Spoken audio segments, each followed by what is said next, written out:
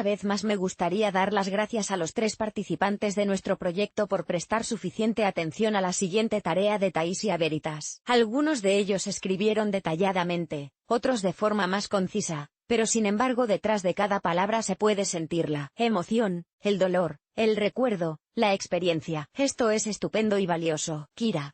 La semana pasada se pidió a una chica que describiera sus miedos relacionados con el proceso de comunicación. Cuando leí lo que Kira había escrito, me quedé asombrada. Tenía la sensación al 100% de que lo estaba escribiendo yo misma. Y tanto la niña de 14 años como mi yo actual, de 40. Realmente Kira describió muy claramente los bloqueos que le impiden liberarse en la comunicación. Pero hay que entender que todos ellos son la norma absoluta. Sí, la sociedad ha adoptado el estereotipo de una especie de afortunado sociable, que entra fácilmente en comunicación con extraños, personas desconocidas y, en general, con cualquiera. Pero en realidad no es así, se trata de un estereotipo falso, que simplemente nos sitúa en el marco. Pero preocuparse, tener miedo de parecer poco interesante al interlocutor, de la excitación no recoger las palabras adecuadas, es normal. Si usted tiene que hablar con una persona sobre la que no sabe mucho, pero es importante tener en cuenta que el grado de excitación desempeña un papel decisivo. Si son solo temores, dudas,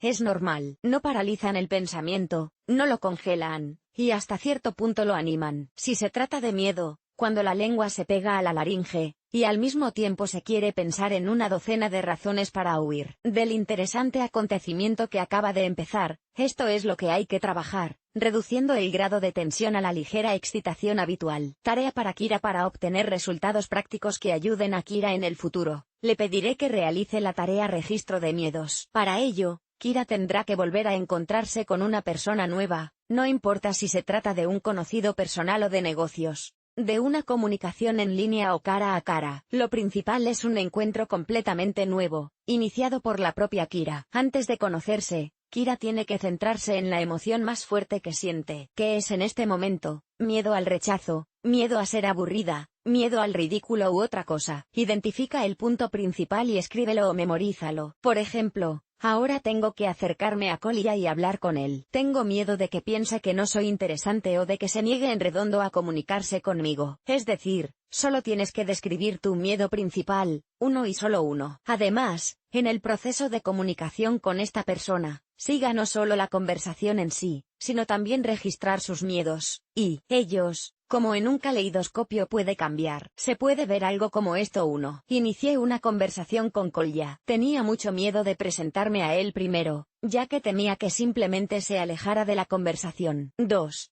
En el proceso de comunicación, sentía que elegía las palabras equivocadas, que decía las cosas equivocadas. ¿Y si él pensaba que yo era obtusa y poco interesante? 3. No sabía cómo terminar la conversación y temía ser demasiado intrusiva, así que intenté terminar lo antes posible. Tal vez pensó que yo no sabía lo suficiente sobre lo que estaba hablando. Y por el camino, es importante evaluar el grado de expresión de los miedos, cómo cambian desde el principio de la comunicación hasta el final. ¿Disminuyen o permanecen igual? Lia.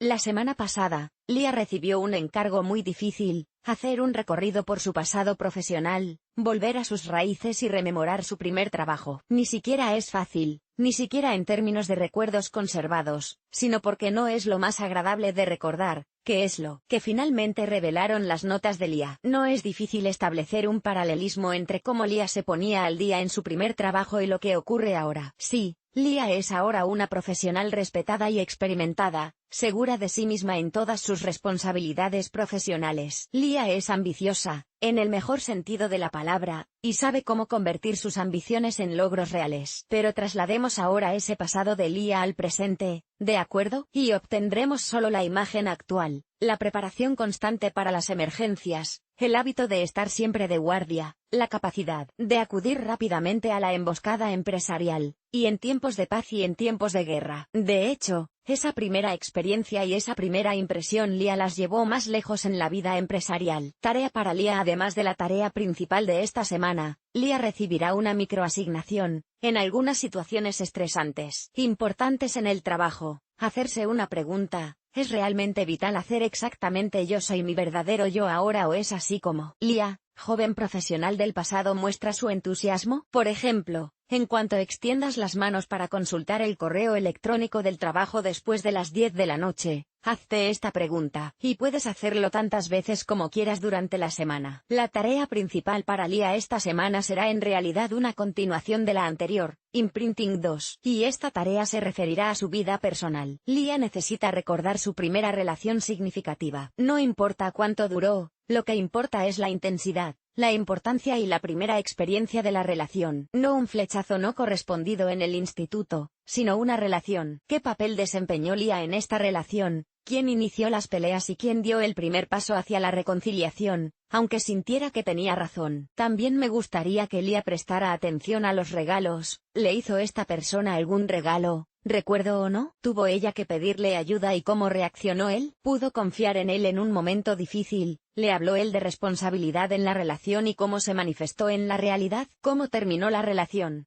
Y me gustaría entender si Lia se sintió, aunque fuera por un momento, frágil y femenina o si tuvo que soportar el peso de la relación todo el tiempo. Pero insisto, es muy importante elegir exactamente la primera relación significativa que dejó los primeros recuerdos vívidos. Nadia.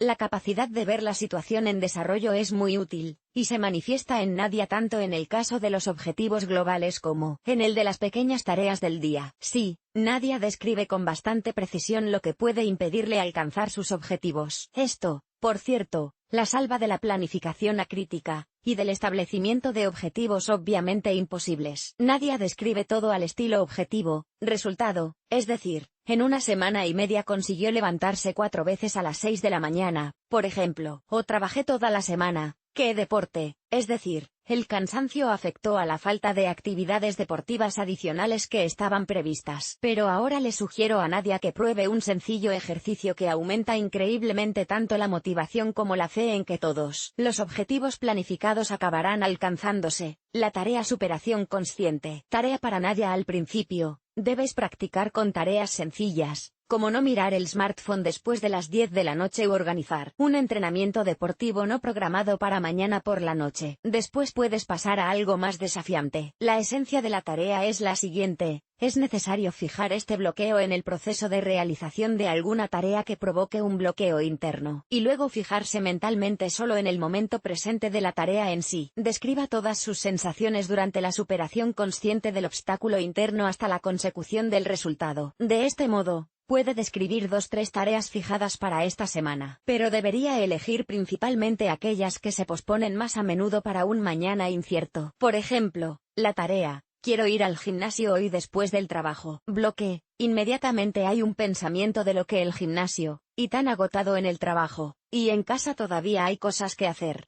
Hasta mañana no se puede rehacer. En consecuencia, hay un deseo lógicamente justificada para dejar el gimnasio para mañana, y ahora ir a casa. Superación consciente, mañana, en esencia, puedo estar igual de agotada por el trabajo, y las tareas domésticas, lo están y lo estarán. Ahora mismo llamo a mi familia, y les aviso de que llegaré 1 hora y media tarde, y de que deben cenar sin mí. Es mejor avisarles con antelación que en el último momento, y después de esta llamada no tendré ningún motivo moral para sacudírmelo para mañana. El resultado, no volví a sucumbir a la tentación de dejarlo todo para mañana, y al final fui a la representación. Ya tengo una excusa para animarme un poco con un episodio extra de mi serie favorita cuando la familia duerme. Lee aquí lo que piensa el mentor sobre los participantes, cómo va a trabajar con ellos, y qué tareas les ha encomendado ya. ¿Qué está pasando aquí? ¿Qué es este proyecto Clean Slate y por qué votar a los concursantes?